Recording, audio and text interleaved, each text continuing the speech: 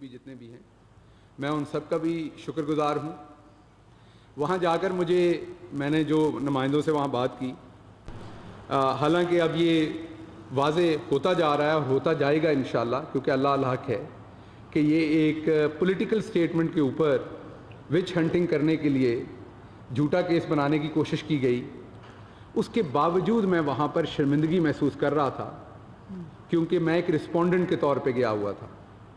میں اللہ کو حاضر ناظر جان کے آپ کو بتا رہا ہوں کہ مجھے وہاں ان کوریڈورز میں چلتے ہوئے، ایک معزز عدالت کے سامنے جاتے ہوئے اندر سے شرمندگی محسوس ہو رہی تھی۔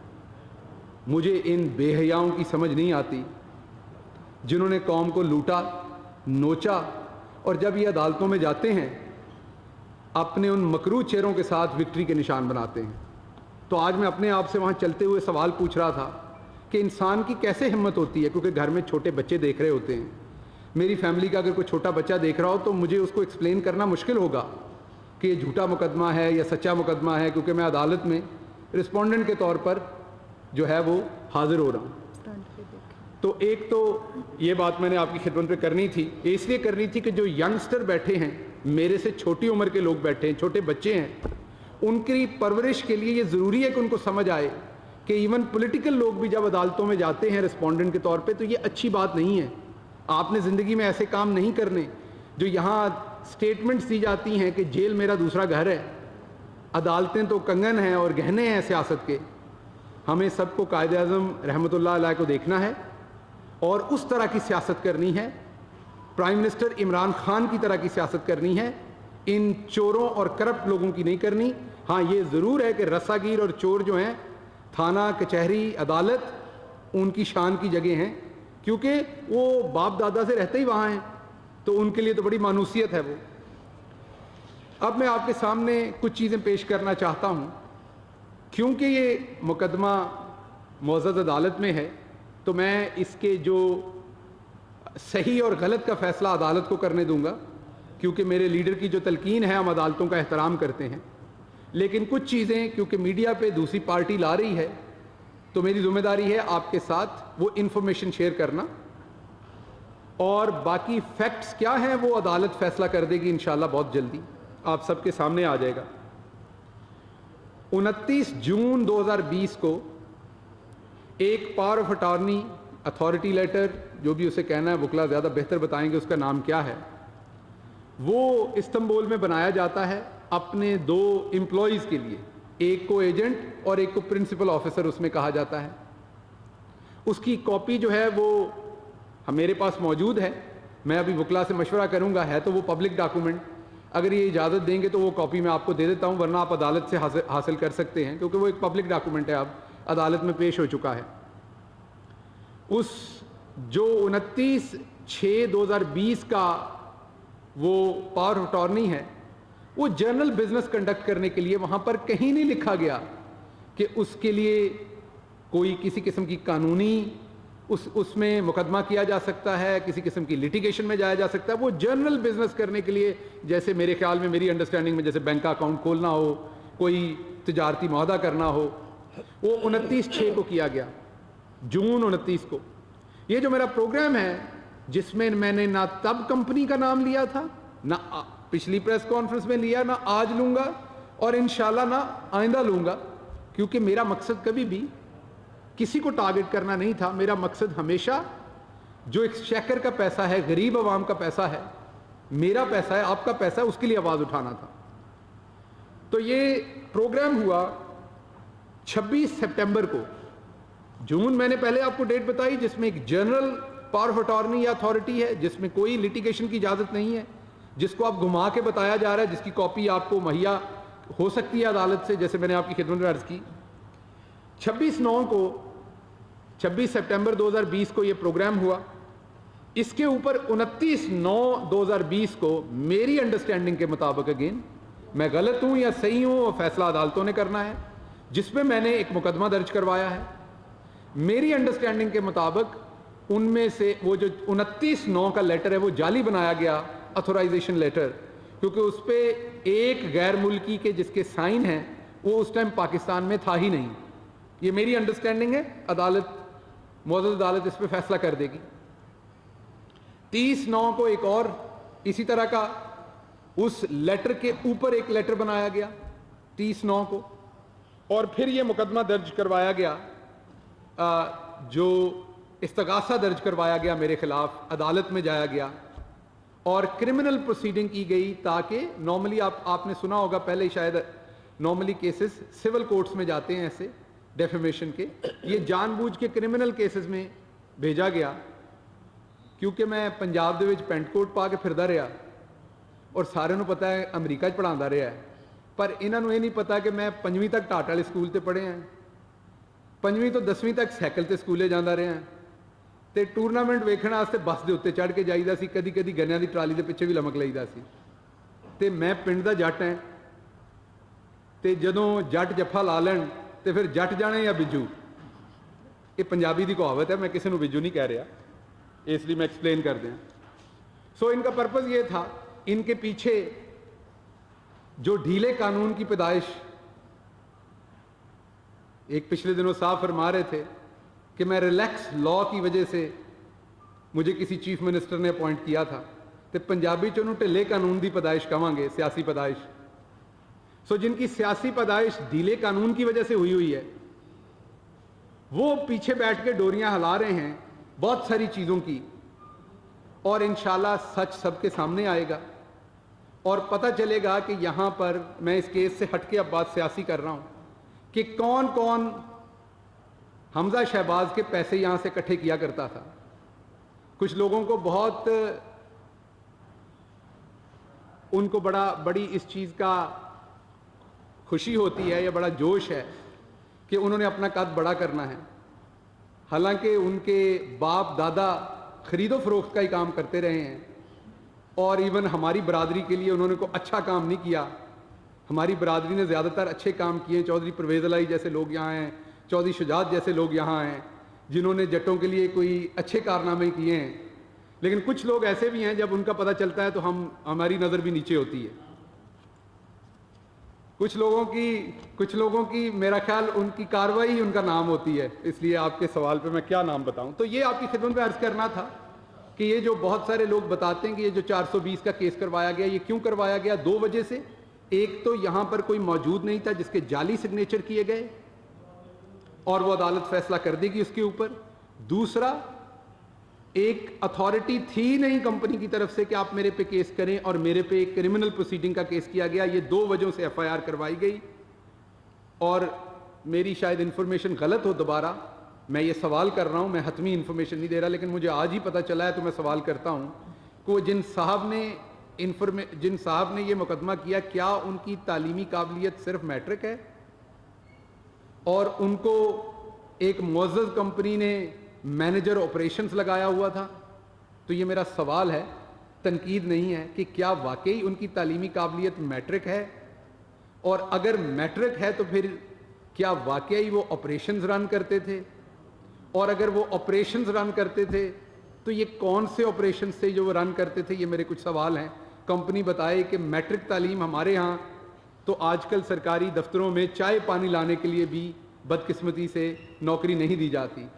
تو پھر کیا میرا اگلا سوال ہے کہ یہ مقدمے بازی کرنے کے آپریشن ان کو دیے ہوئے تھے لوگوں کو دبانے کے لیے؟ اب میں آتا ہوں دوسری طرف. آج ہی عدالت میں یہ تو تھا میرے کیس پہ بات, دوسری طرف میں آپ کے سامنے پیش کرتا ہوں, آج ہی عدالتوں میں مریم صفدر صاحبہ نے دوبارہ وکٹری کی بات کرنے کی کوشش کی, دوبارہ بات کی کہ بڑے قابل فخر کام انہوں نے کیے ہیں. ہمیشہ جب کوئی چیز انگریزی میں آتی ہے تو پہلے دن وکٹری ڈکلیئر ہو جاتی ہے. اچھا, پہلے ہمیں لگتا تھا جان کے کرتے ہیں, 2-3 دفعہ کے بعد سمجھ آیا کہ جب تک 1-2 چینل اسے اردو ترجمے کے ساتھ چلاتے نہیں, انہوں نے سمجھ نہیں آندی. براڈ شیٹ والے نے کہا کہ نواز شریف چور ہے, نواز شریف نے لوٹا ہے, نواز شریف جھوٹا ہے, نواز شریف نے ان کے مطابق ایک انجم ڈار صاحب. اچھا, کسی ٹائم بتاؤں گا آپ کو, شاید انجم ڈار صاحب کے بارے میں بھی سوال کریں گے. مجھے کسی نے کہا ہے کہ میرے مقدمے میں بھی شاید انجم ڈار صاحب کا کوئی ہاتھ ہے, تو اس چیز کو بھی دیکھیں گے. ابھی مجھے کنفرم تو نہیں پتا, لیکن کسی بتانے والے نے بتایا ہے کہ شاید انجم ڈار صاحب کا بھی بڑا انٹرسٹ ہے میرے کیس میں. تو آنے والے دنوں میں انشاءاللہ میرا سائٹ پوسٹ زیادہ اچھا آتا ہے اس لیے ذرا سائٹ پہ دیکھتا ہوں, معاف کیجیے گا اس کے لیے.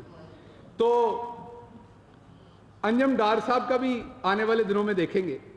تو ایک چیز تو بڑی واضح ہے کہ مریم صفدر ہوں یا شہباز شریف ہوں, یہ اس قوم کو بیوقوف سمجھتے ہیں اور انہیں لگتا ہے کہ ان کی بھینسیں 10-10 ارب کا دودھ دیں تو لوگ مان جائیں گے. انہیں لگتا ہے ان کے 15,000 ملازمین کے اکاؤنٹ میں جعلی طریقے سے پیسے آئیں باہر سے اور یہ بتائیں گے نہیں کہ وہ پیسہ کہاں سے آیا ہے اور لوگ مان جائیں گے. براڈ شیٹ کا انگریزی میں مقدمہ آئے گا تو انہیں لگتا ہے اس پاکستان میں کوئی اردو میں ٹرانسلیشن ہی نہیں کرے گا, لوگوں کو سمجھ ہی نہیں آئے گی, جیسے ان کو نہیں آتی یہ وکٹری ڈکلیئر کر دیں گے. تو بنیادی طور پر ان کی یہ ابھی کہہ رہے تھے کہ ہم نے پنڈی کی طرف جانا ہے. ان کی سیاسی پیدائش تو پنڈی کی گود میں ہوئی تھی, لیکن جب بندہ بوڑھا ہو جاتا ہے, بڑا ہو جاتا ہے, تو پھر گود نہیں ملتی, قبر ملتی ہے, گور ملتی ہے. تو اب یہ گود میں واپس جانا چاہتے ہیں, وہ تو پوری نہیں ہونی بات, اب تو گور میں جانا پڑنا ہے سیاسی میں. تو اس لیے یہ بات ان پہ واضح کر دیں کہ یہ مجھ پہ مقدمات کریں یا کچھ اور کریں, عمران خان جو ہے وہ نہ ان کو این آر او دے گا, اور براڈ شیٹ کو بھی ہم فارملی انشاءاللہ اب لکھ رہے ہیں. اگر کسی نے ان سے کمیشن مانگا تو اس کا بھی پتہ چلے گا, ان کے پاس ان کے بارے میں کیا کیا انفارمیشن ہے وہ بھی پتہ چلے گا. اور قوم کے سامنے یہ جو لٹیرے لیڈر بنے ہوئے تھے ان کے بارے میں ہم نے بڑے واضح طریقے سے قوم کو اب بتانا ہے. جو وقت ان کا گزرنا تھا, کیونکہ لٹیگیشن میں وقت لگتا ہے, بیرسٹر صاحب بیٹھے ہیں, دوسرے وکلا بیٹھے ہیں, ان کو پتہ ہے, باہر پڑے ہوئے ہیں کہ آپ کو چیزیں اکٹھی کرنے میں, شواہد اکٹھے کرنے میں, نیگوسیشنز کرنے میں وقت لگتا ہے. بہت ساری چیزیں اب میچور ہو چکی, اور اب کیونکہ رواج پڑ گیا ہے کرمنل پروسیڈنگز کا, تو میں شہزاد اکبر صاحب کو بھی کہوں گا کہ کیس تو کیونکہ انہوں نے کر دیا پی پی سی 499 پہ اور 500 پہ, تو اب آپ بھی سول سوٹ نہ کریں. اب کیونکہ اس دشت میں رواج ڈالا گیا ہے کرمنل پروسیڈنگ کا, تو اب محترمہ مریم اورنگزیب صاحبہ جو صرف رٹی رٹائی پریس کانفرنس کرتی ہیں, آپ کو کبھی کسی ٹاک شو میں ان کو دیکھنے کا موقع نہیں ملے گا. جاتی ہیں تو وہ ایک پنجاب کے وزادار جٹ ہیں چودھری فواد, جو خود سے جٹوں کی شان ہے. کبھی کبھار ان کے سامنے جاتی ہیں کیونکہ وہ دوستی میں ان کا ادب کرتے ہیں تو انہیں کچھ کہتے نہیں وہ, باقی وہ آپ کو ٹاک شوز میں نظر نہیں آئیں گی, طوطے کی طرح وہ پریس کانفرنس میں ہی رٹا ہوا بتائیں گی. ان سے ویسے عظمہ بخاری بہتر کام کر رہی ہیں اور محنت بھی کر رہی ہیں, اور وہ کم از کم صبح اٹھ کے بیان بھی دیتی ہیں. تو بجلی چلی گئی آ گئی, محترمہ 1 بجے سو کے اٹھی تھی. تو اب پی ایم ایل این کو, کیونکہ عمران خان صاحب نے شبلی فراز, شہباز گل جیسی ٹیم اتاری ہوئی ہے, تو ذرا تھوڑے بہتر لوگ میڈیا میں لے کے آئیں تاکہ جو کام کریں ہمیں بھی مصروف رکھیں. اب ہمیں بھی فری رہنا پڑتا ہے کیونکہ آپ لیڈران تو چوری کی وجہ سے پیچھے چلے گئے, اب میڈیا کا سپیکر بھی آہستہ آہستہ کم ہوتا جا رہا ہے. تو آخری بات آپ سے یہ کروں گا کہ مریم صفدر جتنے مرضی جھوٹ بول لیں پکے منہ سے, جیسے میری لندن تو کیا پاکستان میں بھی کوئی پراپرٹی نہیں, قطری خط, کیلبری کوئین, نواز شریف سے زیادہ وفادار اس ملک کا کوئی نہیں, حضور یہ ہیں وہ ذرائع, یہ تمام چیزیں جیسے جھوٹ ثابت ہوئیں آج بھی جھوٹ ثابت ہوں گی. عمران خان اس ملک کی خوشحالی کا نام ہے, عمران خان اللہ کا احسان ہے اس ملک پہ. میں ایک پاکستانی کے طور پہ کہہ رہا ہوں, جو آیا اور ان کے چنگل سے جس نے ہماری جان چھڑوائی, اب یہ اترائی پہ ہیں. آپ دیکھیں گے کہ ان کی اب تباہی ان کا مقدر ہے. جتنی دیر جھوٹ اور فراڈ کے ساتھ انہوں نے جو کچھ کرنا تھا وہ کر چکے. اب مزید کوئی کیس دیکھ لیں, عدالتیں دیکھ لیں, پارلیمنٹ دیکھ لیں, اب آپ کو یہ بھاگتے نظر آئیں گے. شو آف ہینڈ مین ٹرانسپیرنٹ ووٹنگ جو ہم سینٹ کی کر رہے ہیں, سینیٹر صاحب اور دوسرے ہماری تمام ٹیم اس کو لیڈ کر رہی, سینٹ میں بھی عدالتوں میں بھی, کہ ہمیں اجازت ملے تاکہ اس ملک میں جو خرید و فروخت ہوتی ہے وہ نہ ہو. اور ہم کوشش کر رہے ہیں, اور یہ لوگ خود کہتے تھے کہ یہ کرنا ہے. اگر آپ یاد کریں تو جو وہ ایک چارٹر آف لوٹ مار ہوا تھا جسے چارٹر آف ڈیموکریسی کہا تھا شاید, اس میں بھی ایک شک ہے کہ یہ چیزیں ہونی چاہیے. اور آج یہ لوگ بھاگ رہے ہیں کیونکہ یہ خرید و فروخت کے ماہر ہیں, اس کے بغیر یہ کام ہی ان کا نہیں چل سکتا. پھر یہ بات کرتے ہیں فورن فنڈنگ کی, تحریک انصاف پہ. واحد پارٹی ہے جسے میرے جیسے پاکستانیوں نے, یہاں پر چیمہ صاحب بیٹھے ہوئے ہیں کینسس سے, انہوں نے جی اس طرح کے پاکستانیوں نے وہاں سے فنڈنگ دی. اور $10 $20 $100 اکٹھا کر کے پاکستان تحریک انصاف کو یہاں توانائی دی. اور یہ تمام پاکستانی ہیں جس کو فورن فنڈنگ کہا جاتا ہے. لیکن فورن فنڈنگ لینے والے کوئی اور ہیں جنہوں نے اسامہ بن لادن سے لی تھی. جواب ان کو دینا پڑنا ہے. فورن فنڈنگ لینے اور دینے والے وہ ہیں جنہوں نے مارک سیگل کو پیسے دیے تھے. تو جمہوریت ہمیں نہ سکھائیں. آپ ہی کی جمہوریت کی وجہ سے تو پاکستان ٹوٹا تھا 1971 میں. آپ اپنے 80 ووٹوں پہ دوسرے کے جس سے آپ سے دگنے ووٹ تھے اس کو تو آپ کے نانا ماننے کو تیار نہیں تھے. تو پاکستان توڑنے والے بھی آپ ہیں اور دوبارہ آپ چوروں کے ساتھ مل کے اب الیکشن کمیشن آف پاکستان کے اوپر حملہ آور ہیں. آپ نے سلامتی کے اداروں پہ حملہ کر لیا, اب آپ کو لگتا ہے الیکشن کمیشن آف پاکستان. لیکن آپ جو بھی کر لیں انشاءاللہ ہزیمت آپ کا مقدر ہے. آپ کے سوال جی.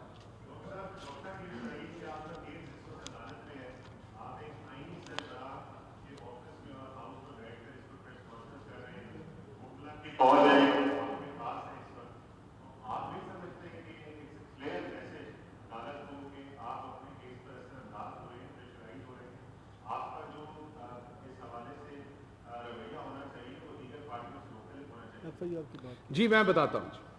دیکھیے دو باتیں ذہن میں رکھیے. میرے پہ اگر پرسنل کیپیسٹی میں یہ کیس کیا جاتا تو آپ کی بات درست ہے. میرے پہ کیس کیا گیا, جو مجھے سمن ملا وہ پرائم منسٹر آفس میں ملا, اگر آپ کو یہ انفارمیشن ہو تو. جو مجھے عدالتی میرا ایڈریس ہے, جو مجھے یہ میرے پہ کیس کیا گیا وہ میری آفیشیل ذمہ داریاں نبھاتے ہوئے میرے ایک بیان کے اوپر کیا گیا. تو یہ میرا ذاتی پلاٹ کا کیس نہیں ہے. یہ جو میٹرو بس میں چوری ہوتی رہی اس کا کیس ہے, اسی پلیٹ فارم سے ہو رہا ہے. تو میں اب کیونکہ میں 24 گھنٹے سرکاری حیثیت میں ہوتا ہوں, جہاں بھی بولوں گا پھر آپ کہیں گے کہ آپ کا نام ٹیلی ویژن پہ پرائم منسٹر کے اسپیشل اسسٹنٹ کا چل رہا ہے. تو اب جس کام کی وجہ سے ہوا ہے جواب بھی مجھے ہی دینا پڑنا ہے, کسی اور نے نہیں دینا.